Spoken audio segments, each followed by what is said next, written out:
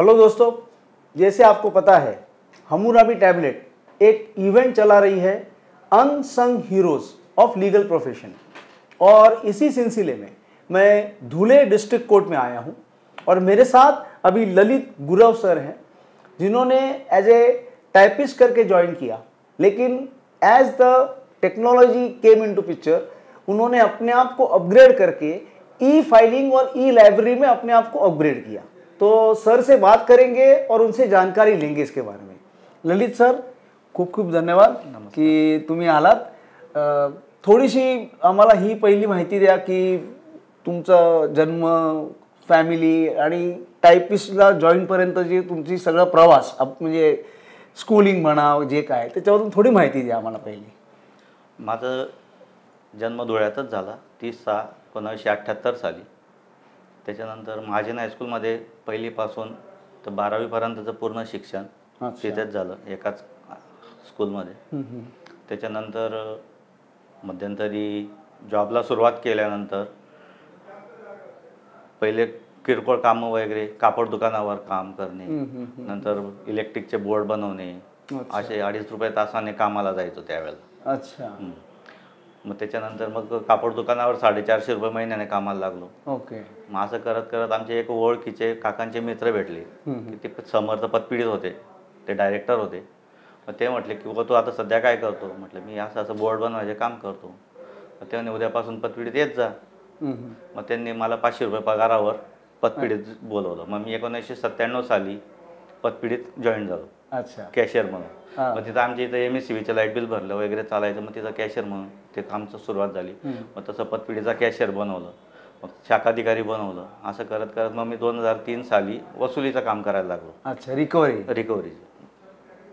मग त्या कामात मला कोर्टात येणे जाणे सुरुवात झाली। 2004 पासून मी फिर्यादी म्हणून स्वतः काम करायला लागलो। अच्छा।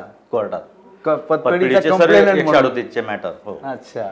मग तेव्हापासून माझा कोर्टाशी संबंध आला। अच्छा। मग ते कोर्टाशी संबंध आल्यावर तेव्हापासून मग 138चे सर्व मॅटर तयार करण्यापासून तर दाखल करून ते सर्व चालवणे, निकाली करणे, क्रॉस देणे, सर्व कामं मी कोर्टात यायचो। कोर्टात अर्ज फाटे देणे, सर्व काम मी माझ्या पद्धतीने करायचो। आमचे वकील लोक होते, पण आपण तिथं क्लार्क म्हणून जे कोर्टात संस्थेचा हजर राहायचो, तर त्यावेळेला आपण सर्व ते अर्ज वगैरे करणं आपल्याकडंच त्याची जबाबदारी राहायची। जर वकिलांची गरज भासली तर मग आम्ही फोन करून वकिलांना बोलवून घ्यायचो की बाबा आपल्याला बोलवलं आहे साहेबांनी। नाही तर इव्हन कोर्टात साहेबच्या समोर फाईल घेऊन ते अर्ज तयार करणे, त्या फाईलमध्ये काय लागणार आहे काय नाही, वॉरंटचे अर्ज काढणे वगैरे, असं सर्व गोष्टी मी पूर्ण प्रॅक्टिकली स्वतः करायचो। मग टायपिंगचं कसं काय तुम्ही शिकले? टायपिंग माझं पहिलेपासून झालं होतं। माझं 30 मराठी, इंग्लिश 40 असं टायपिंग झालेलं होतं। मी पतपीडित असताना आमचा कॉम्प्युटर ऑपरेटर जो होता त्याला आम्ही मराठीचे शब्द तोंडी सांगत जायचो की त्याला मराठी टायपिंग जमायचं नाही, तर त्याच्यावरून तो त्याचं टायपिंग करायचं। ओके। म्हणजे टायपिंगचे बटन माझे पूर्ण तोंडी पाठ आहे अजून। मला आताही कोणी काही विचारलं तर फोनवरून, मी आमचे बरेचसे वकील मंडळींना काही आडलं तर ते मला फोनवर विचारता, त्यांना मी ते सांगत जातो। अच्छा। म्हणजे काही त्यांना अडचण आली की बाबा हे जमत नाही, ते जमत, किंवा हे करायचं आहे ते करायचं, तर ते फोनवर मी त्यांना सांगत जातो। त्याप्रमाणे माझा कीबोर्ड पाठ असल्यामुळे माझं डोक्यात 2004 साली आला होता। अच्छा। की बाबा आपण कोर्टात असं काही काम सुरू करू शकतो, जसं मी कोर्टात यायला सुरुवात झाली त्यावेळेला। मग त्यानंतर अर्ज पण दिला होता मी की बाबा असं टायपिंगचं काम मी सुरू करू शकतो, पण त्यावेळेला पतपीडीचा लोड जास्त असल्यामुळे मग त्याच्याकडे जास्त काही लक्ष दिलं नव्हतं। अच्छा। पण मग 2011 साली आमची 2007ला पतपीडी आर्थिक अडचणीत आली, त्याच्यामुळे मग सर्व व्यवहार बंद पडले। मग त्याच्यात माझ्याकडे फक्त कोर्टाची जबाबदारी होती। मग त्याच्यात मी ते सर्व दिवसभर कंटिन्यू कोर्टातच असायचो। पूर्ण 138चे मॅटर वगैरे त्याच्यात 4-5 वाजेपर्यंत थांबावंच लागायचं। बरोबर। मग ते सर्व काम करत असताना मग हे 2011 पासून सुरुवात केली। मग तसा अर्ज दिला, बारकडे दिला होता, त्याच्यानंतर कोर्टाकडे दिला। त्याच्यावर प्रबंधक जे होते कुलकर्णी सर म्हणून, ते ओळखीचे होते, पण त्याने असं काही कोर्टाला देता येत नाही कोर्टातून, तर तुम्ही तुमची वकील लोकांची लायब्ररी आहे, तर त्यावेळेला ते आपले सेक्रेटरी जे होते त्यांनी बोलवलं किंवा तुम्ही यांना असं टायपिंगचं काम इथं सुरू नाही करता येणार, पण तुमची ई लायब्ररी म्हणून तुम्ही तिथं जी सुरुवात केलेली त्याच्यात तुम्ही त्यांना हे काम करू देऊ शकता। अच्छा। अशा हिशोबाने मग आम्ही ती ई लायब्ररी सुरुवात केली। ओके। 2011 मध्ये। आता या ई लायब्ररीमध्ये काय काय आहे त्याच्याबद्दल जरा आम्हाला नीट सांगा। ते ई लायब्ररीमध्ये असं होतं की त्यावेळेला आपल्या बार काउन्सिलकडनं आपल्याला कॉम्प्युटर मिळालेले होते. त्या कॉम्प्युटरमध्ये सॉफ्टवेअर होते, त्याच्यात सायटेशन वगैरे त्यांनी अपलोड केलेले होते सर्व. म्हणजे सायटेशनचा नंबर दिला की आपण ते सायटेशन काढून देऊ शकत होतो. म्हणजे सुप्रीम कोर्टचं या वर्षाचं या 5 नंबरवरचं सायटेशन पाहिजे, तर ते नंबर टाकले की आपल्याला ते सायटेशन ओपन व्हायचं. त्याची प्रिंट दिली की आपण ती कोर्टात सबमिट करू शकतो. त्याच्यात बारच्या नावाने लायसन होतं, त्याच्यामुळे ते कोर्टाकडे चालायचं. AR वाल्यांचं ते सॉफ्टवेअर होतं आपल्याकडे त्यावेळेला. आणि मग काही वेळेस पुस्तकं पण लागायचे, कारण लायब्ररीकडनं पुस्तकं जर आले तर त्याचे झेरॉक्स काढून आपल्याला ते सायटेशन लोकांना कोर्टात सबमिट करावं लागायचं, वकील मंडळींना. मग ते पुस्तकांसाठी आपल्याला झेरॉक्स त्याच्यासाठी सोबत लागायचं. मग त्याच्यासाठी आपण झेरॉक्स सुरुवात केली त्याच्यासाठी. मग पुस्तक आले की ते तेवढं सायटेशनचे त्या पानापासून इतक्या पानापर्यंतचे सायटेशन तेवढं प्रिंट करायचे आणि ती कोर्टाला सबमिट करायची. असं सर्व कार्यक्रम चालायचा. मग त्याच्यासोबत सर्व अपडेट जसं जसं नवीन येत गेले सॉफ्टवेअर ते आम्ही ॲक्टिवेट करत गेलो होतो. तुम्ही नवीन नवीन घेत गेलो.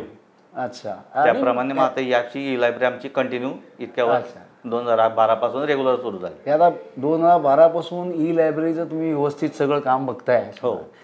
आता जेव्हा हे ई फायलिंग आलं त्यावेळी तुम्ही कसं काय स्वतःला स्विच ऑन करून घेतलं? ई फायलिंगच्या वेळेला सुरुवात झाली त्यावेळेला आता आमचं जसं आम्ही रेग्युलर वकीलमध्ये टायपिंगचे कामं करत होतो, वकील लोकांना लागणारी, तर त्याच्यासोबत आता की बा आपल्याला ह्या फॉन्टमध्ये ह्या प्रकारे ई फायलिंग पण करायची. मग कोर्टाकडनं तसं ट्रेनिंग देण्यात आलं आम्हाला की बा आपल्याला ही फायलिंग सुरुवात करायची आहे. ज्या नवीन केसेस दाखल होतील या तारखेपासून आपल्याला कंपल्सरी ई फायलिंग लागणार आहे. मग त्यांनी आम्हाला ट्रेनिंग दिलं. आमचे जे 2-3 कर्मचारी होते टायपिंगवाले त्यांनाही आम्ही सोबत नेलं. त्यांनी कशा पद्धतीने काय काय प्रकार सिलेक्ट करायचे, कशी हे करायची, ते सर्व आम्हाला ट्रेनिंग दिलं. त्याप्रमाणे आम्ही ते अपडेट करून घेतलं आणि सर्वात पहिल्यापासून आपण आपल्या जिथून ई फायलिंग सुरुवात केली. अच्छा. हो. मग आज आता ई फायलिंग रेग्युलर तुमच्याकडे होतं? हो, रेग्युलर ई फायलिंग चालू आहे. म्हणजे सिव्हिल क्रिमिनल दोन्हीचं? दोन्ही. अच्छा. मग ते म्हणजे वकील मंडळी फाईल तुम्हाला आणून देते, प्रक्रिया काय असते?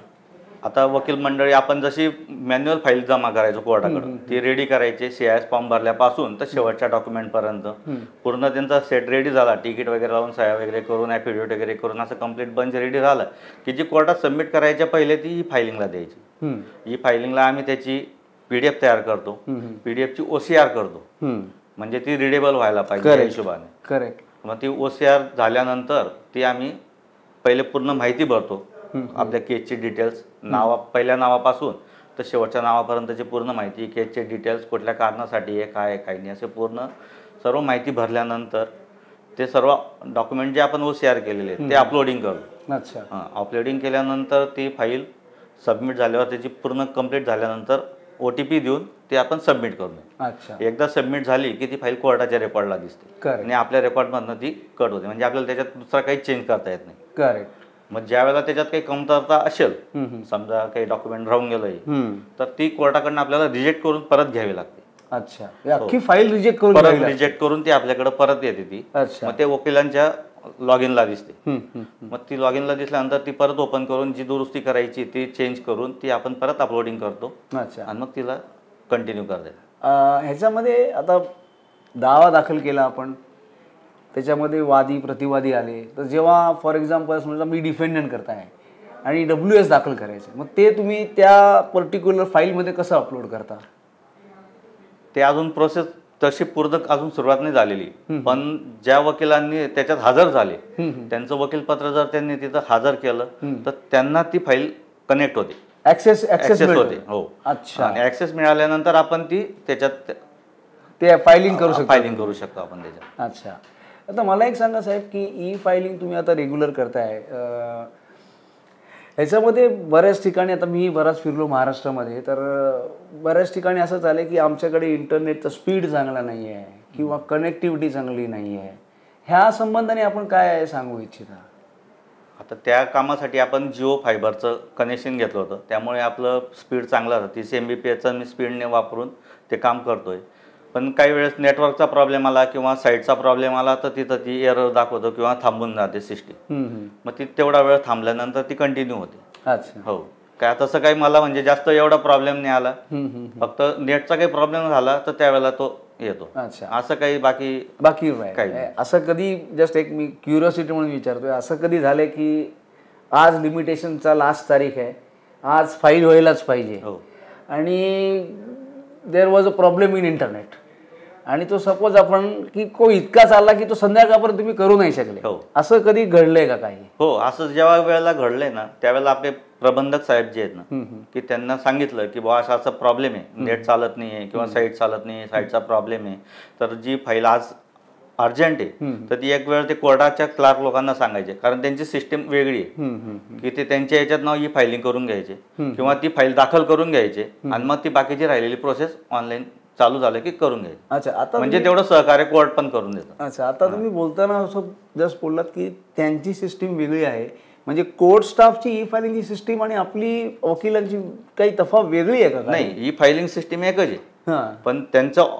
ऑनलाईन जे डाटा रेग्युलर चालतो ना, त्यांच्याकडे स्पीड किंवा हे स्पीड आणि त्यांचं जो सॉफ्टवेअर आहे त्यांचं त्या सिस्टीम मधनं आणि आपल्याला जे ऑनलाईनला दिलेलं आहे ना त्याच्यात. अच्छा, आता मग ह्या तुमच्या ऑनलाईनमध्ये या ई लायब्ररी तुम्ही बघता, हो, तर ह्याच्यामध्ये काही व्हिडिओ कॉन्फरन्सिंगसाठी पण तुम्ही मदत करता का आपल्या वकील मंडळींना? समजा कुठे VC असेल तर? नाही, तसं अजून सुरुवात नाही झाली. अच्छा, म्हणजे की ई लायब्ररीनी स्वतःचा एक मॉनिटर लावला आणि मी अपिअर झालो, तसं नाही अजून काही सुरुवात झाली. पण असं पूर्व होऊ शकतं तसं, पण त्याच्यासाठी एक बंद कॅबिन लागेल की त्याच्यात शांतता लागेल किंवा ते समोर साहेबांशी बोलताना त्यांना डिस्टर्ब नको व्हायला या हिशोबाने. तसं आपलं कोर्टाकडे एक हॉल आहे तिथं कॉन्फरन्सचा, तिथून ते वकील लोक जाऊन ते ऑनलाईन हे करू शकतात. आता एक मला सांगा की तुम्ही ई फायलिंग करता, तर वकील मंडळी जी ई फायलिंग करायला येते ह्याच्यामध्ये वयोगटाप्रमाणे जास्त संख्या यंग लॉयर्सची आहे का सिनियर लॉयर्सची आहे, की सिनियर लॉयर ज्यांना थोडं डिफिकल्ट होतं कम्प्युटरला अटॅच करायला, ह्याची संख्या कोणाची जास्त आहे साधारण? ह्याच्यात सिनियर जे लोक आहेत ना की त्यांच्याकडं जुनं ऑप्शन होते की बुवा डायरेक्ट फाईल रेडी करायची, कोर्टात सबमिट करायची, तिला नंबर लागायचा आणि कामकाज चालू होऊन जायचं.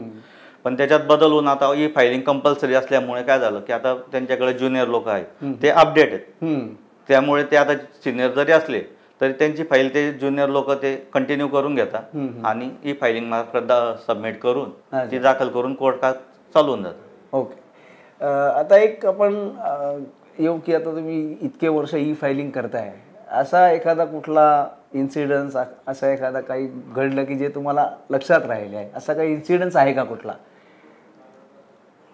तसं तर अजूनपर्यंत काही म्हणजे रेग्युलर आपल्या वर्किंगमध्ये आला नाही, पण रेग्युलरी आपलं जे काम चालतं त्याच्यात महत्त्वाचे त्याचे जे पार्ट आहेत की दाखल करताना जी सिस्टीम लागते की आपलं फाईल जे करतो आपण ते वेगळ्या याच्यात दाखवलं आणि त्याच्यात जे ऑप्शन दिले ते वेगळे दाखवलेले. अच्छा, म्हणजे सिव्हिल कोर्टाची एक फाईल दाखल करायची आहे, मग आपण सिव्हिल MA दाखल करायचं आहे, पण सिव्हिल MA दाखल करताना इथले ऑप्शन सिलेक्ट करताना वेगळे सिलेक्ट करावं, ड्रॉप डाऊन मेनू वेगळाच आहे, तो मेनू वेगळा. मग तुम्ही कसं ते ऍडजस्ट कसं करता? ते त्यांनी चार्ट दिलेला आहे, तो चार्ट मध्ये त्याला बसवायचं की या प्रकारात हा बसणार आहे म्हणून आपल्याला त्या ऑप्शनने सिलेक्ट करावं लागतं. अच्छा, म्हणजे थोडक्यात आपण जे वक्तव्य करतो तसा ड्रॉप डाऊन मेनू नाही अजून? नाही.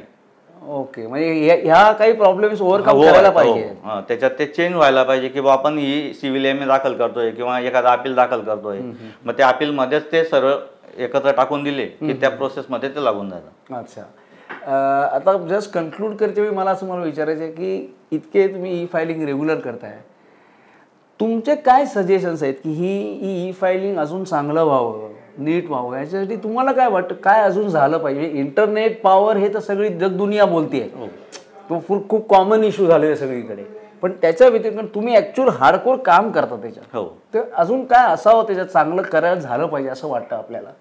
त्याच्यात सर्वात महत्त्वाचं की जे त्यांनी ऑप्शन आपण आता दाखल करताना जे नावं दिलेत आपण की बाबा आपल्याला आता या प्रकारची केस दाखल करायची, तर तेच ऑप्शन तिथं यायला पाहिजे की जसं काही सिव्हिल MA, सिव्हिल सूट आहे, रेग्युलर सिव्हिल सूट आहे, स्पेशल सिव्हिल सूट आहे, हे असे नावं जे आहेत ना तीच लिस्ट तिथं यायला पाहिजे.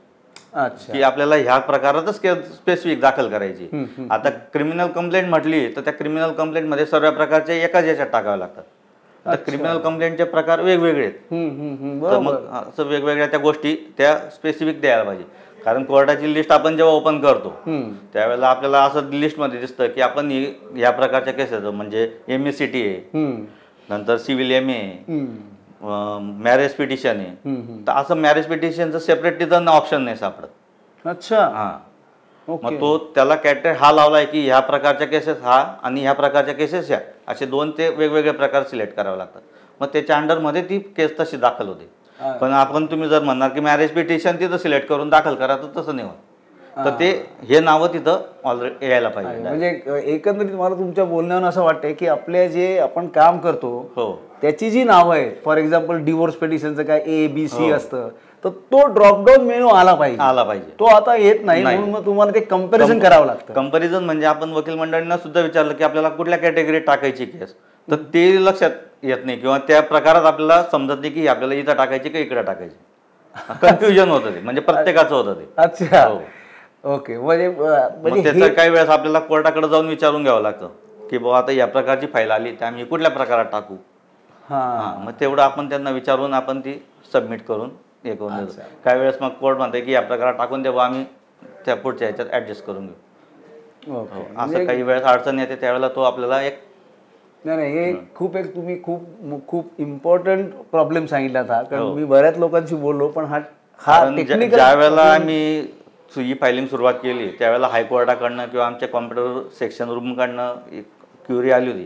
त्यावेळेला अध्यक्ष साहेब जोशी साहेबच होते. त्यावेळेला आम्ही लिस्ट केली होती की फायलिंग करताना काय काय प्रॉब्लेम येतात. तर त्यावेळेला आम्ही ते पूर्ण सर्व लिहून दिलं होतं त्या की बुवा हे प्रकारे असे याच्यात येतच नाही की ते सिलेक्ट करताना प्रॉब्लेम येतात असं. ओके. पण एक आहे आता की ई कोर्ट्स हे फ्युचर आहे. त्यामुळे मला वाटतं जसं हळूहळू तुमच्याकडे सुद्धा मग VC रूम वेगळ्या काढल्या जातील कालांतराने. कारण व्हर्च्युअल हिअरिंग तर होणारच ना आता जास्तीत जास्त. आणि कोविड नंतर तर भरपूर लोकांचा डिपेंडन्स झालेला आहे याच्यावर. तर ललित सर खूप धन्यवाद की आपण आलात आणि आपण जी क्वेरी सांगितलीत ना ती खूप प्रॅक्टिकल क्वेरी आहे आणि मला वाटतं ह्याच्यावर विचार झाला पाहिजे आणि ह्याचा मार्ग निघाला पाहिजे. तर हे असंच. आणि फायलिंगसाठी तुमचे धन्यवाद. कारण भरपूर आमचे वकील मंडळी आहे ज्यांना फायलिंगचा खूप त्रास आहे. तर त्यांचा त्रास तुम्ही खूप सुखकर करताय, याबद्दल आपले आभार. आणि एक छोटंसं आमच्यातर्फे आपल्याला हे टोकन.